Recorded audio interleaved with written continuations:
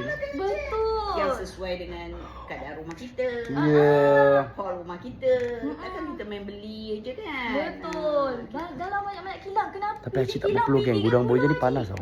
Sebab Tapi Acik tak ada peluh pun. Kita dah cuba duduk kat kerusi tu. Dah cuba dulu. So papi Cushion dia memang 38,999 ringgit. bagus.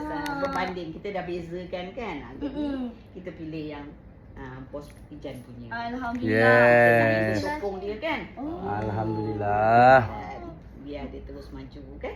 Ya. Alhamdulillah. Sejak kabel saya Acik pakai barang saya, sofa saya kalau ada apa-apa masakan nanti bagi tahu je. InsyaAllah. Kita kena family. InsyaAllah. Okey?